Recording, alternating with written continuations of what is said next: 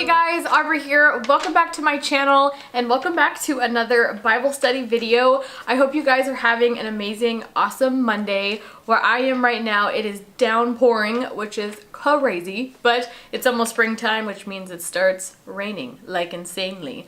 But I'm excited because then we get beautiful flowers. So getting on in today's video, we're going to be talking about the scripture Exodus 14:14.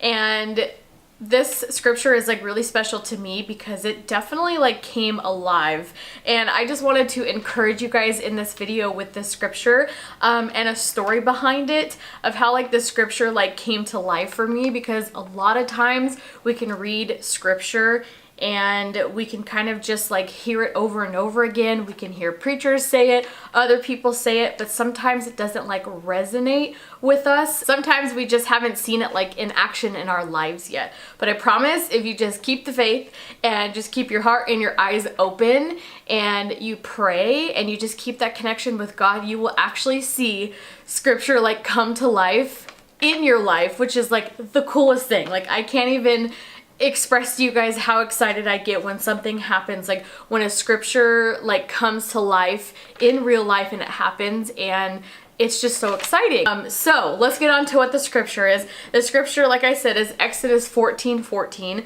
and it says, "The Lord will fight for you. You need only to be still." So that is like super basic, right? Very short, sweet, and to the point scripture, but it says a lot in something like such of a short sentence. And basically it's saying exactly what it's saying. The Lord will fight for you and we need to be still.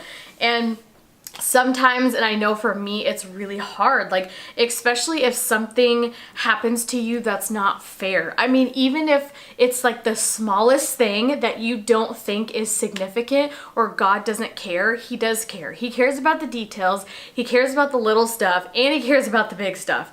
It's so true because I've seen it in my life time and time again. So with that being said, I'm going to tell you guys kind of like a testimony how the scripture like came to life. So basically this was like a situation where I felt, and not just felt, but I was totally wronged in a situation, and it was just not fair. And our natural response is to be like, I'm gonna get that person back, or I'm gonna be upset, I'm gonna be so mad at this person, or I'm gonna find a way to basically retaliate. And so obviously as Christians, like, you know, biblically we need to not do that because the Lord says that He'll take care of us. And you know, it's really hard. It's something that I struggle with too. Trust me, I know. The struggle is real. Okay, so basically what had happened was I had been driving for Lyft. If you don't know what it is, it's like a rideshare company to where you can like order, instead of a taxi, you order a Lyft. I'm sure you guys know. So I was driving for Lyft to make extra money, and basically I was like in a pretty popular area where Lyft in my town is kind of like a hot spot. I was also gonna be on my way to church and I didn't want to be late, so I was pretty far away from church. So I was like, you know what? Okay, I'm gonna do one more ride. I really need some, you know, extra dollars. So I was like, okay, one more ride and then I'm just gonna start heading to church and then I'll be done for the night. So there was like a ton of traffic and I was like, man, like I'm kind of regretting this. So I finally get a ping. So I accepted the ride and I started heading towards where it said he was. So I got stuck in traffic and I'm on this road, and I mean, cars are backed up for miles and miles. I think there might have been like an accident at the end. And so I'm literally stuck and I can't like move anywhere. There's so much traffic, I can't move. And I see this guy on the road, like walking on the road towards me, and he's like flagging me down because in the Lyft app it tells you like what your car looks like. And he calls me and he's like, oh, my car broke down, so that's why I'm calling you. I need to get to such and such or whatever. So I was like, oh my gosh, like, okay. So he's like walking towards me, gets in the car. So then he goes, you could just turn around and go back this way. and we'll go to like this certain store that he wants to be dropped off at. And I was like, okay, yeah, no worries. And I was like, man, like what happened to your car? And he's just kind of explaining like how it just fell apart. And he started saying like, so how do you like Lyft? Blah, blah, blah, right? And then he starts saying how he does Lyft. And I was like, what? Like that's so cool. So he seemed like a really nice person and he was giving a lot of tips. What was really strange is that he kept getting phone calls from other Lyft drivers. And he kept saying like, oh, you know, no thanks, I've already been picked up. So something already just seemed kind of off and I just didn't feel right inside. And I'm like, oh my gosh, like this is so crazy. Like God, please protect me. I don't know what's going on right now. So he just kind of starts talking again about like Lyft and how long he's done it and things like that, right? So luckily, he only needed to be like a couple minutes down the road to be dropped off because I was like, I don't think this guy is good news. I need to get this guy out of my car. So I finally make it to this grocery store, I think it was. And like I said, it only took about like 3 minutes to get there. And then he was like, okay, well, you know, thanks for the ride. And he was just talking like 100 miles an hour. And he was just like, keep doing what you're doing, and then just like threw me a tip, and he just gave me like $2 or whatever, and I was like, okay, like thanks, I mean I really appreciate the tip. So he gets out of the car and he takes off pretty fast, and I'm like, okay. And so I start driving away, and you know, you have to put on the app that you dropped your person off, and yeah, like the app didn't have that on there, so apparently he didn't technically accept my ride. I don't know what happened like digitally or whatever, but basically he like had taken advantage of like, obviously because I look a lot young, I'm gonna be 28 next month, but I do look like I'm like 18. Struggle is real. So I know that he was kind of like thinking like, okay, she's young, whatever, I can get like away with this. Somehow the ride wasn't recorded basically, which is even more scary because it's like not even on record, but it wasn't even recorded, and basically he got a free ride and just threw me $2. And I was like, are you kidding me right now? Like I was so mad. And at that moment I was like, you know what, God, I just needed one more to make some extra money, and then I was on my way to go to church. Like, so I'm not gonna sit there and run in there and confront this guy, and I'm just not gonna hold on to this. I don't want to stress myself out.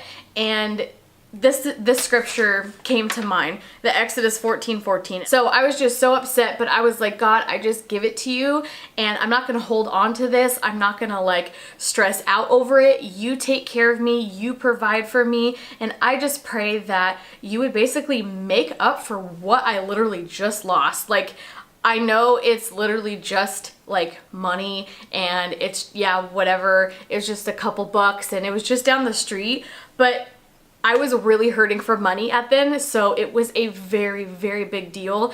But I was like, God, you take care of me. You're my provider. I'm gonna believe in you, but just please, like, supply and double what was taken from me.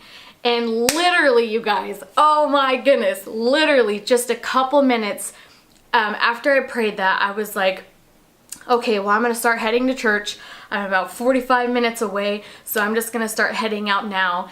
And there was like a ton of traffic, so I had to go on like an opposite like road or something that was where I was supposed to go, and basically I had to do like a detour because of how much traffic there was. But that was like, oh my gosh, totally amazing, because literally as I was just about to get on the freeway, I was by like this apartment complex, and I got a ping, and I totally was so focused on like praying to God that I forgot to turn off my Lyft app. And so it pinged, and I was like, oh, and I was like, man, do I really like want to accept this? Like I really need to go. I was like, you know what, maybe I'll just accept it. Maybe it'll just be really quick. So I accept it, and then I get to the location, which is literally, you guys, around the corner. Like it was so close to me where the person needed to be picked up. Long story short, basically this girl had a ton of errands to do, and she needed to like me to take her across town and then back. And let me just say, at the end of that ride, including tip, was $75. Isn't that like so amazing? I went from being totally ripped off and that guy just throwing me $2 to getting a $75 ride. Literally the biggest amount, like money-wise, for a ride that I've gotten for Lyft. And it was totally God. Like, he totally hooked it up. It makes me teary-eyed just thinking about it. Because like I said, like money was such an issue then, and it was so hard, and everything in me just wanted to like scream and go run after that guy and have justice, you know? But being able to just like quiet myself and remember, like, look, you just have to relax. You have to give it to God, and you have to ask him. You just have to come to him like a father, like, look, I need help. Someone did me wrong. Someone, you know, cheated me out of this. Like, please double the amount of that. You know, there's also another scripture that says he restores the years that the locusts have eaten. And it's like God will literally like double what you've lost in anything, not just money, but in life, in relationships, in health, your mental health, like everything, you know?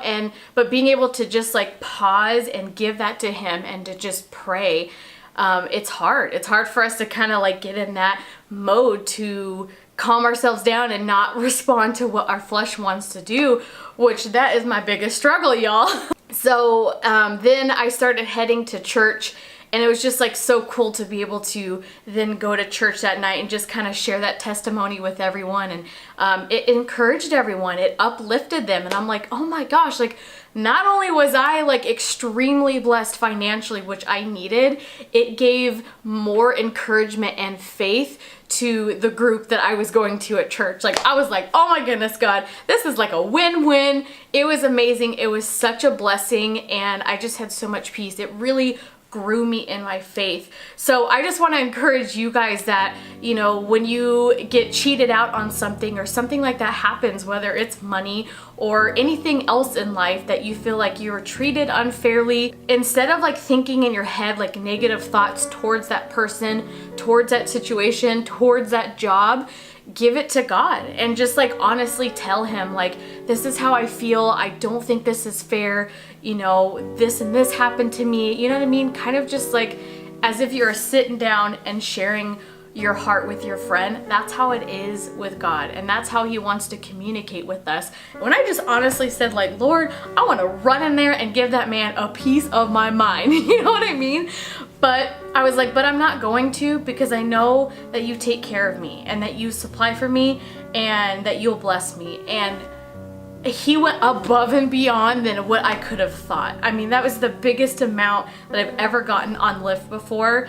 And now it's an amazing testimony to remind me of like the goodness and the faithfulness of God, and that he'll fight for us, which is awesome. So I just want to encourage you guys that God will fight for you. Just remember to lift it up to him, to communicate. I promise you, he wants to listen, and he is listening. Just don't give up. Know that he loves you so much. It's insane. So that is it for today's video. I hope you guys enjoyed and you found some encouragement in this as well. If you did, please give this video a thumbs up. I would love it. Also, don't forget to subscribe to my channel down below. Hit that notification bell so you are notified the next time I post a video, which is always on the weekends. The Bible study videos are on Mondays, just to give you some weekly encouragement, and all the makeup fun and beauty stuff is on the weekends. So yeah, that is it. I hope you guys have an amazing rest of your day, and I will see you soon. Bye!